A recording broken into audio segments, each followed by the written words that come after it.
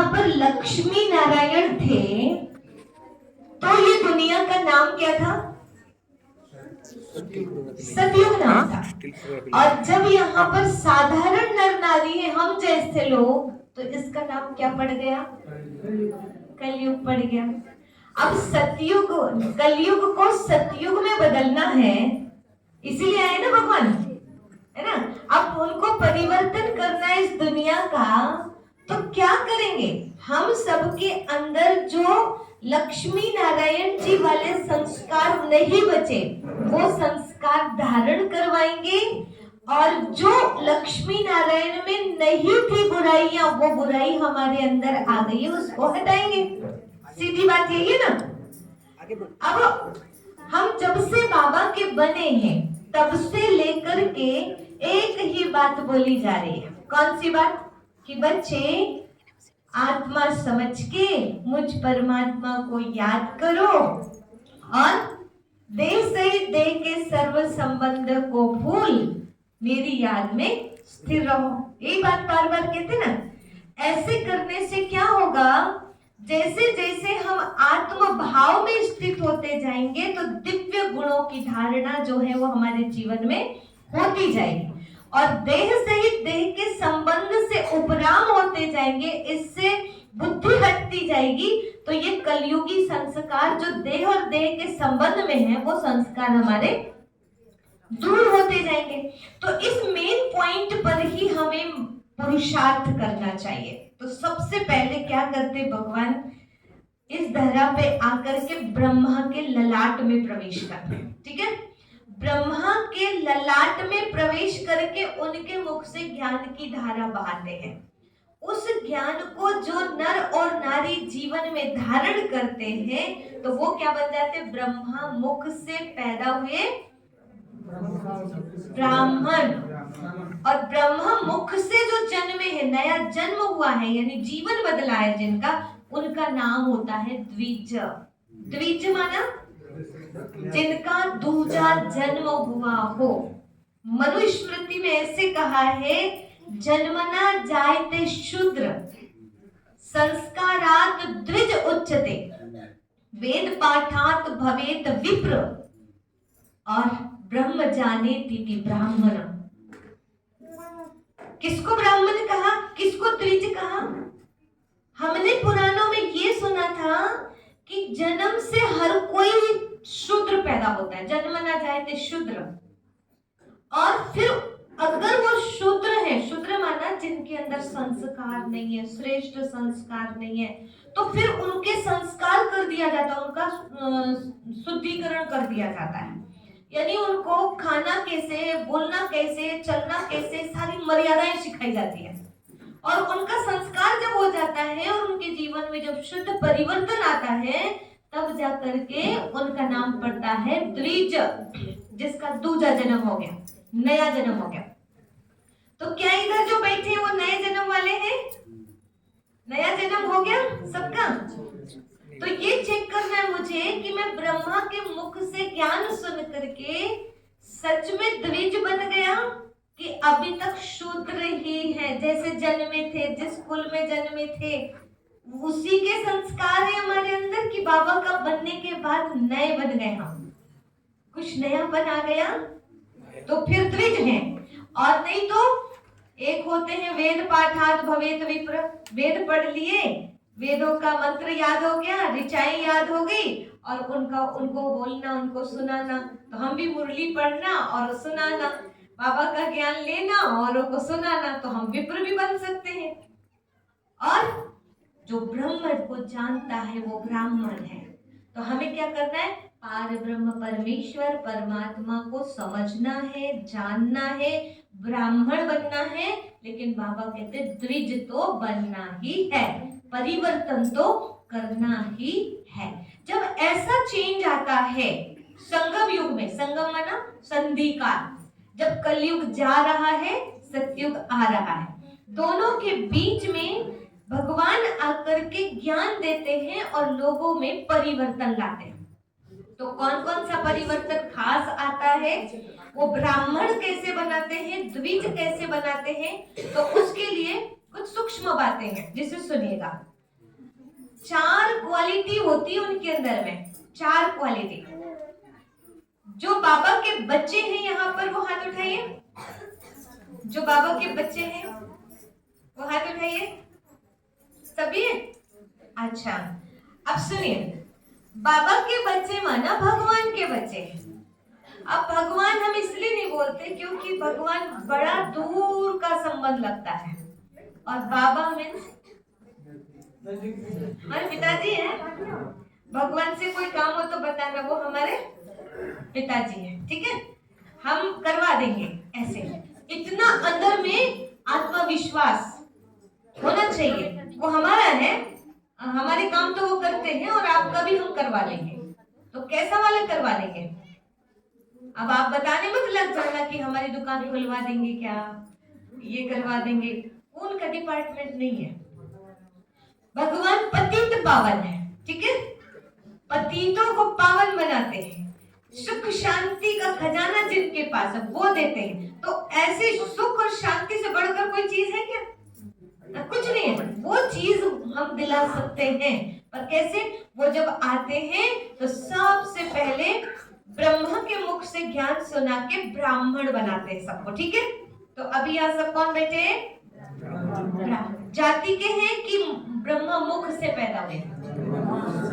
तो जो ब्रह्मा मुख से जन्मे ब्राह्मण है, द्विज है, यानी दूसरा जन्म हुआ है। पहला जन्म में वो कोई दूसरे थे, लेकिन अब नया जन्म हो गया तो ब्राह्मण बन गए। तो ब्राह्मण के अंदर 4 क्वालिटी होती है, 4 क्वालिटी, ठीक है। पहली क्वालिटी है वो ब्रह्म ज्ञानी होगा। और ब्रह्म ज्ञानी किसको कहते हैं पता है आपको? ब्रह्म ज्ञानी माना आत्मज्ञानी, परमात्म ज्ञानी। तो जिसको आत्मा का बोध हो चुका है, आत्मा की अनुभूति कर चुके हैं, वो है ब्रह्म ज्ञानी। कौन थे ब्रह्म ज्ञानी? हमारे शास्त्रों में वर्णन है राजा जनक।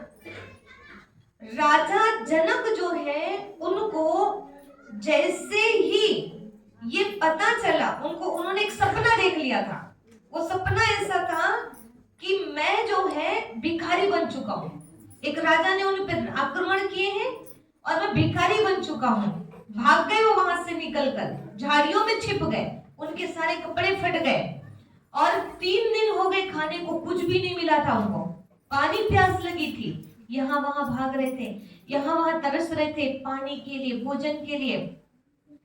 एक कुटिया दिखी, वहां पहुंचे तो वहां एक माता जी थी। माता जी से कहा मुझे कुछ खाने को दे दो। उन्होंने कहा मैंने अभी खा के पूरा किया, अभी कुछ नहीं है मेरे पास।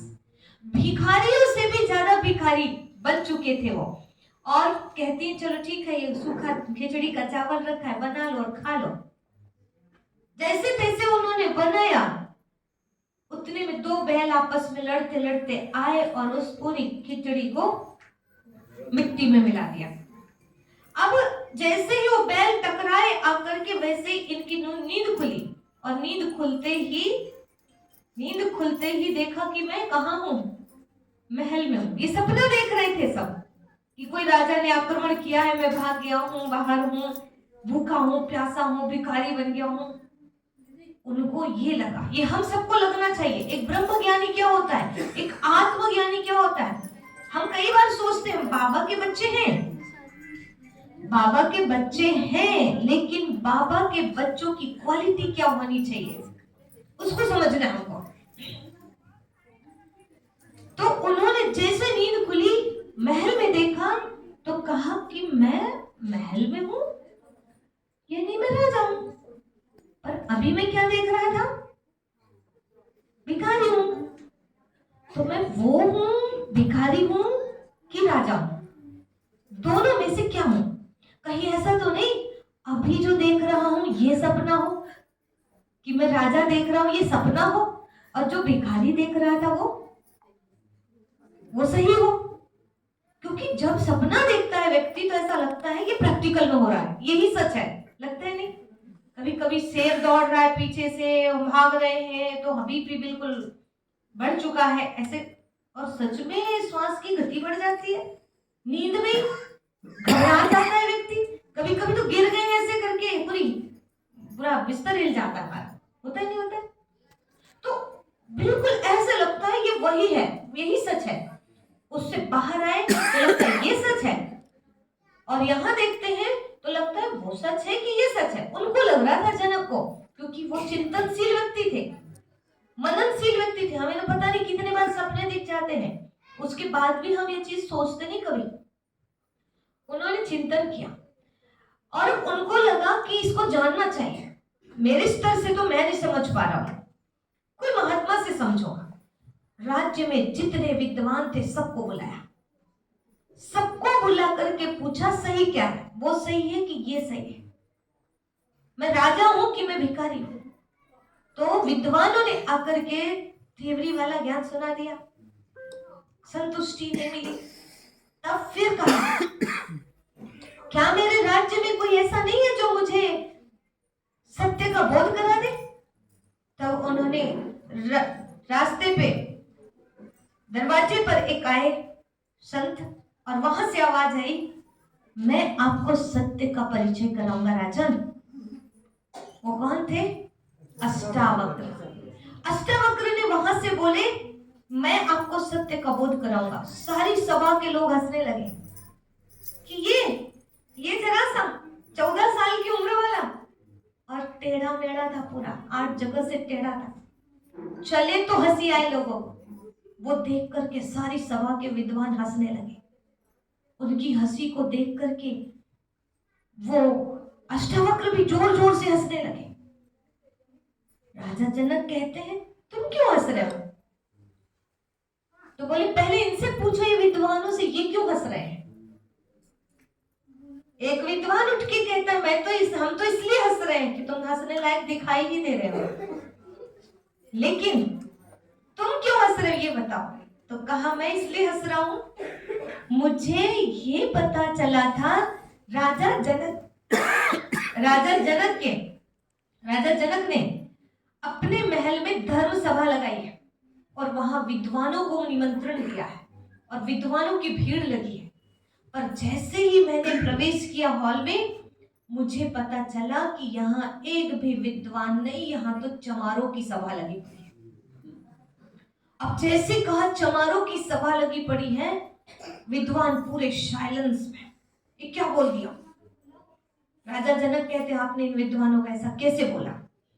अष्टावक्र कहते हैं, मैंने इसलिए बोला क्योंकि ये विद्वान होते, ब्राह्मण होते, तो इनको ब्रह्म ज्ञान होता, आत्मज्ञान होता, और ये मुझे देखकर हंसते नहीं, मेरे शरीर को, चमड़ी को देख के हंसते नहीं, और ये अंदाजा नहीं लगाते छोटा सा कैसे ज्ञान देगा, ज्ञान देने के लिए तो उम्र ज्यादा चाहिए। ये सब कौन देखता है? ये चमड़ी को कौन देखता है? शरीर को देखकर कौन हंसता है? चमड़ी से किसका कनेक्शन है? चमड़ी से चमार का कनेक्शन है, और ब्रह्म ज्ञानी का आत्मा से कनेक्शन है, और आत्मा कभी छोटी बड़ी नहीं होती है। और कोई भी शरीर में हो आत्मा, चाहे वो गरीब शरीर में हो, चाहे वो काले शरीर में हो, चाहे टेढ़े बाके शरीर में हो, आत्मा का बोध किसी को भी हो सकता है। ये बात तुम्हें समझ नहीं आ रही, इसीलिए मैं समझता हूँ यहाँ कोई भी विद्वान नहीं है। ये बात जैसे सुने राजा जनक ने, उनको लगने लगा कि नहीं, ये कोई साधारण व्यक्ति नहीं है, ये ब्रह्म ज्ञानी है, और मुझे इसी से ज्ञान चाहिए। इतने बड़े विद्वान बैठे, इनसे मुझे समझ नहीं आया, और बस उसको जो पकड़ा, छोड़ा नहीं उन्होंने, राजा जनक ने, और कहा, मुझे सत्य का परिचय दीजिए। तो बोले, क्या सत्य, क्या चाहिए? तब कहा, मैं राजा हूं कि मैं भिखारी हूं। अपनी पूरी स्वप्न वाली बात बताया जो हमने आपको पहले बताया। बोले, मैं राजा हूं कि भिखारी, मुझे ये बताओ। उन्होंने कहा कि आप ना राजा हैं ना भिखारी। अब आप सभी भी अलर्ट हो जाइए, ठीक, इस बात को समझने के लिए। ना आप राजा हैं ना आप भिखारी हैं। तो फिर वो कहते, मैं कौन हूं? तब कहते हैं, राजन, वो जो सपना आप देख रहे थे वो 10 मिनट का सपना था, और अभी जो राजा वाला सपना देख रहे हो और 10-20 साल का सपना है। लेकिन सपना वो भी था और सपना ये भी है। अब यहाँ पर अगर ब्रह्म ज्ञानी बैठे हैं तो उनकी निशानी क्या है पता है? जो ये कभी नहीं बोलेगा अंदर में, भले बोलने के लिए बताने के लिए बताना पड़ता है मेरा नाम फलाना है, मैं फलाने कुल में पैदा हुआ ये, लेकिन जो ब्रह्म ज्ञानी होता है, जो भी बाबा के बच्चे हैं वो भी रियलाइज करिए इस चीज को कि मुझे भान किस चीज का ज्यादा रहता है। ब्रह्म ज्ञानी माना उसे ये भान रहेगा कि ना मैं किसी की मम्मी, ना किसी का पापा, ना किसी का दादा, ना किसी की दादी। मैं कौन? मैं एक आत्मा हूँ। आत्म भाव में स्थित होकर के काम करेगा तो कभी ये नहीं सोचेगा ये बहू है तो इसको ये करना चाहिए, ये सास है तो इसको ऐसे रहना चाहिए। जैसे ही ब्रह्मा बाबा को ये ज्ञान हुआ आत्मा का, आत्मा की प्रैक्टिस किया, उस टाइम से बाबा की बहू सिर में पल्लू डालती थी ना, बाबा ने क्या बोल दिया? बाबा ने तुरंत कह दिया कि मैं ये सब चीजें अब नहीं मानता हूं, मेरे लिए सब आत्मा रूप में भाई भाई हो गए। आत्मिक दृष्टिकोण बन गया। उन संबंधों में भी वो आत्मीयता आ गई थी, एकदम चेंज हो गया था वो स्वरूप बाबा का। तो कहने का मतलब ये है कि हम यही चीजें देखते रह जाते हैं, ये छोटे हैं तो इनको ये करना चाहिए, बड़े हैं तो इनको ऐसे रहना चाहिए। ब्रह्म ज्ञानी जो होता है वो ये देखता है कि मैं आत्मा हूं तो मुझे क्या करना चाहिए। आत्मिक भान में रहेगा वो, और आत्मिक भान वाला व्यक्ति के अंदर जाति पाति वर्ण का भेद, धर्म भेद, रंग रूप का भेद, ये कुछ भी नहीं रहेगा। आत्मज्ञानी जो होगा उसकी दूसरी क्वालिटी क्या होगी? सबसे पहली बात तो ब्रह्म ज्ञानी इन चीजों में नहीं रहेगा, मैं फलाने का मना, ये माता पिता ये वो, हमेशा याद रहेगा ये सब सपना है, ये सब सपना है। तो कितने देर आप किसी के माता पिता, कितना दिन बच्चे और कितने दिन का सपना है ये, उसको याद करो। ये सपना है और ये सपना आंखें खुलते ही खत्म हो जाएगा, और ये वाला जो सपना देख रहे हैं आंखें बंद होते ही खत्म हो जाएगा। तो मुझे ये मकान छोड़ना है, ये दुकान छोड़ना है, ये सब कुछ छोड़ना है, सारे रिश्तों को छोड़ के जाना पड़ेगा एक दिन, पक्का है ना? जाना पड़ेगा कि नहीं? तो मुझे क्या ध्यान पे रखना है? मैं एक आत्मा हूं और ये जितने रिश्ते हैं ये सब सपने के समान है, सब खत्म होने वाले। दूसरा, मैं अगर आत्मा हूं तो उसकी सबसे बड़ी निशानी वो ब्रह्म मुहूर्त में जरूर उठेगा, अमृत वेला जरूर करेगा। अगर आपसे अमृत वेला नहीं होता है तो पक्का है कि आत्मज्ञान में कहीं कमी है। कई बाबा के बच्चे बोलते हैं ना, अमृत वेला मिस हो जा रहा है, क्या करें, उसका समझ में नहीं आ रहा है। तो अमृत वेला जिसका भी मिस हो रहा है, बिना उठे, बिना अलार्म के, बिना किसी के कहे अगर मैं उठती हूं तो ये समझ लेना कि मैं आत्मा का थोड़ा बहुत मुझे बोध है, ऑटोमेटिक नींद खुलती है। क्योंकि जो आत्मा है ना वो ब्रह्म मुहूर्त के टाइम में वो ऑटोमेटिक उसकी नींद खुल जाएगी, और बॉडी कॉन्शियस में है तो वो ब्रह्म मुहूर्त और तभी वो जागेगा, ये पक्का है। तीसरी क्वालिटी ऑटोमेटिक आती है, कौन सी? हम कहें कि हम बाबा के बच्चे हैं तो हमको ना थोड़ा ब्रह्म मुहूर्त उठने में दिक्कत हो रही है, या कहें कि हमें थोड़ा शुद्ध भोजन की दिक्कत आ रही है, वो बोलेगा नहीं ऐसे, उसके मुंह में भी कोई डाल दे जबरदस्ती तो वो नहीं खाएगा, वो खाएगा ही नहीं अंदर। जैसे एक बात बताते आपको, ध्यान से समझना कि हमको मांसाहार से इतना ज्यादा एलर्जी है कि अगर सामने दिख भी जाए उसकी दुकान तो हम वो इधर कर लेते हैं। हमें किसी ने मना नहीं किया है, आपको ये करना नहीं है, आपको ये खाना नहीं, किसी ने नहीं बोला, ठीक है, परंतु हमको उससे इतनी नफरत है कि वो दुकान खुली भी रहे तो हम इधर मुंह करके चलेंगे, हमको वो देखा नहीं जाता। इसी तरह से जो भोजन है सात्विक भोजन जो नहीं है उस तरफ देखा भी नहीं जाएगा। किसको? किसको? आत्मज्ञानी। वो परहेज जरूर करेगा, गारंटी है परहेज करेगा। अगर वो ये कहता है कि क्या बताएं, मैं करना तो चाहता, बाबा तो कहते दीदी, लेकिन वो क्या रिश्तेदारों में जाओ ना तो नहीं हो पाता है, यहाँ जाओ ना तो नहीं हो, नहीं, ये बात नहीं है। अंदर से ही, जैसे अगर मुझे कोई लहसुन प्याज वाला हाथ, मतलब प्याज काटा है और उस हाथ से पानी भी दे दे तो मेरे से पिया नहीं जाएगा। मतलब ये मेरी स्वाभाविक क्रिया बता रही हूँ मैं आपको, मुझे किसी ने बोला नहीं है, पर मैं नहीं पी सकती, उसकी वो दुर्गंध लगती, मुझे दुर्गंध लगती। मैं आपको नहीं कह रही हूँ, जिनको पसंद है वो इसको बुरा मत मानना, पर उसकी दुर्गंध आएगी मुझे। इसी तरह जो ब्रह्म ज्ञानी होगा, आत्मज्ञानी होगा, मतलब पहली स्टेज आपकी परिपक्व होगी, तो दूसरी स्टेज अमृत वेला ब्रह्म मुहूर्त वाला पक्का होगा, और तीसरा ब्रह्म भोजन यानी शुद्ध भोजन आप करेंगे। तामसी भोजन और जो ब्रह्म भोजन नहीं है, शुद्ध भोजन नहीं है, उस तरफ आपका ध्यान जाएगा ही नहीं। ये स्वाभाविक होता है, जबरदस्ती नहीं किया जाता ये सब। और इसके बाद पहला ब्रह्म ज्ञानी, दूसरा बोलिए ब्रह्म मुहूर्त, और तीसरा ब्रह्म भोजन। और ये तीन क्वालिटी जिसमें आ गई, ब्रह्म ज्ञानी होने से आत्मिक दृष्टिकोण बन जाएगा।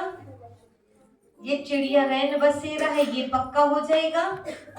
यहाँ जितने भी लोग हैं इनको ऐसा लगेगा देखने से कि ये सपना कब टूटा की टूटा, ये स्थायी नहीं है, ये चीज उसके दिल दिमाग में पक्की रहेगी।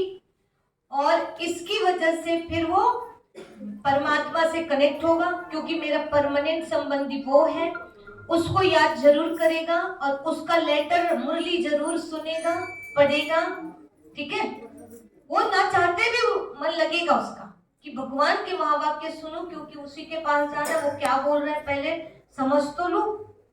फिर ब्रह्मा भोजन करेगा, शुद्ध भोजन करेगा, अमृत वेला उठेगा, और इतनी क्वालिटी आ गई, ये आत्मिक दृष्टिकोण बन गया।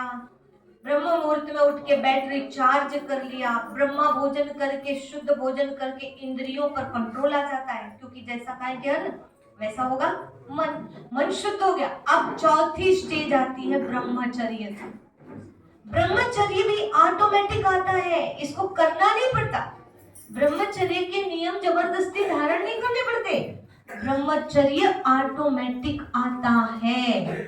इसीलिए भगवान कहते हैं मेरे बच्चे जो हैं वो, उनका नाम है द्विज, ब्रह्मा के मुंह से पैदा हुए।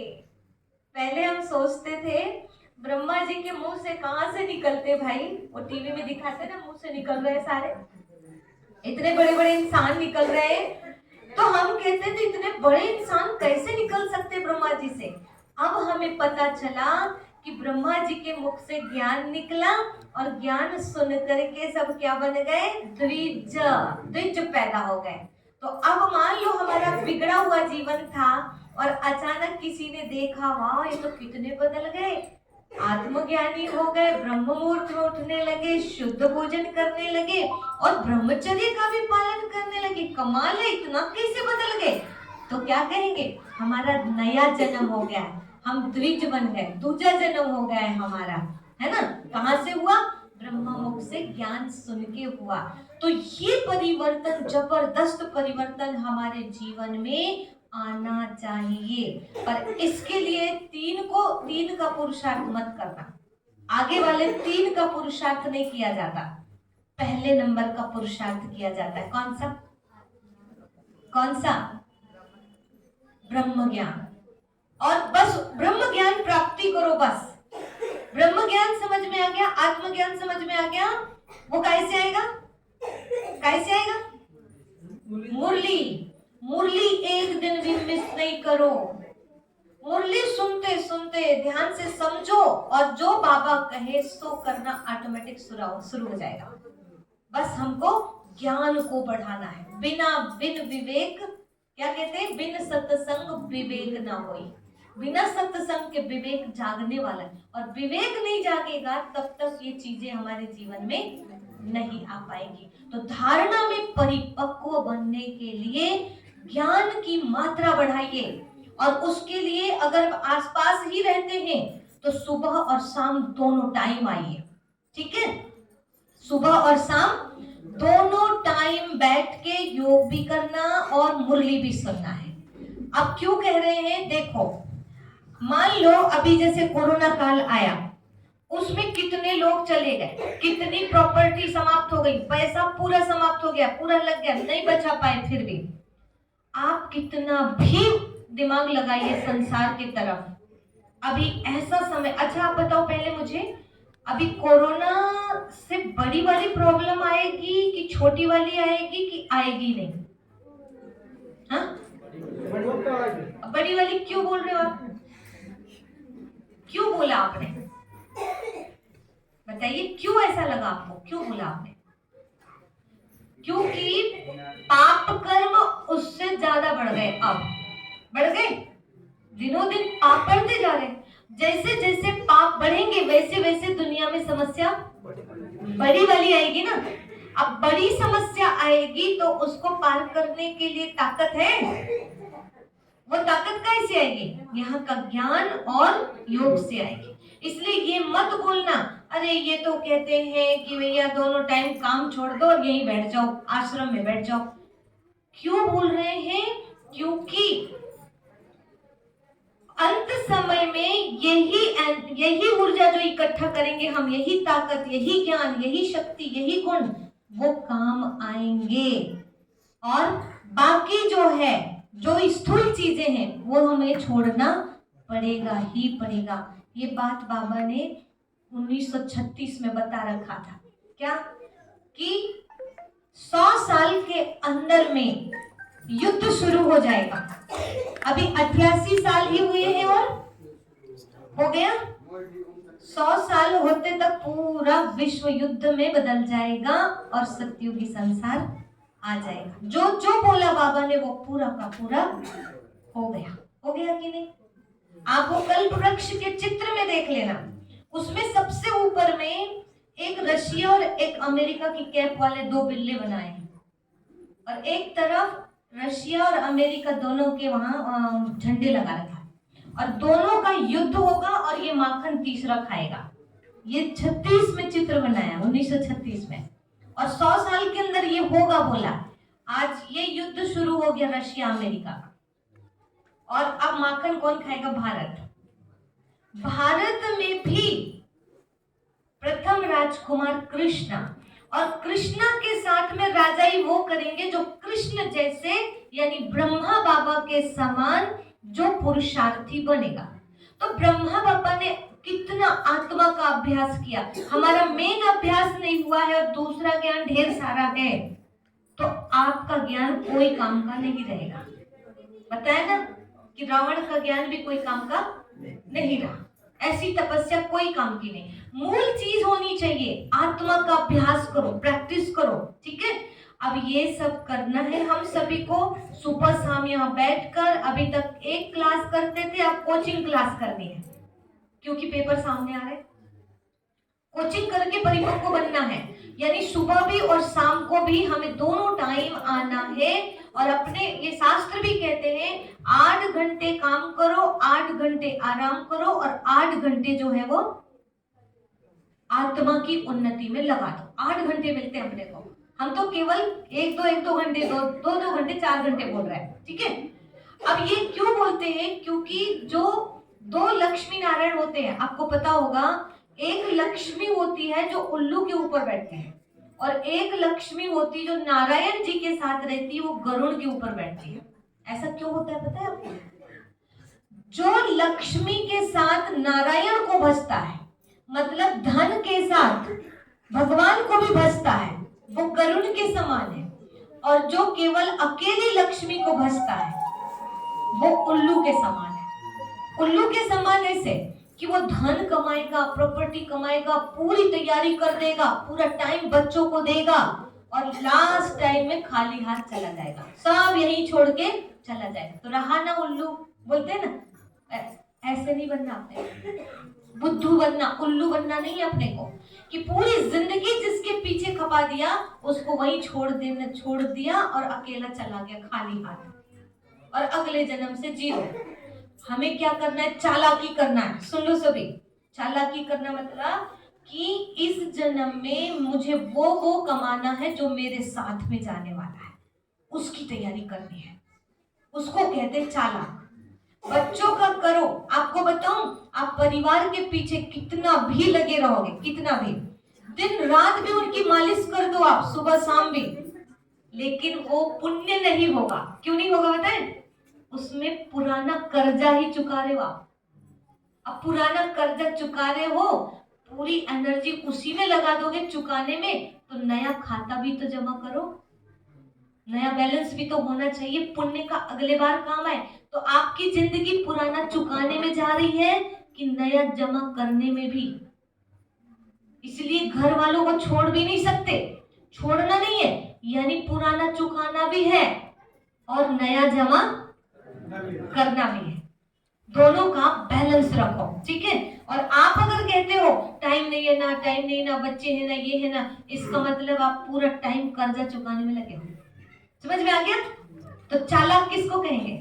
अरे चालाकी करनी तो इस टाइप की चालाकी करो ना, जो मैं अगला जन्म लूं तो सीधे अरबपति खरबपति के घर, जीवन भर मुझे कमाना ना पड़े, इसको कहते चालाकी, ठीक है। ऐसी चालाकी करें।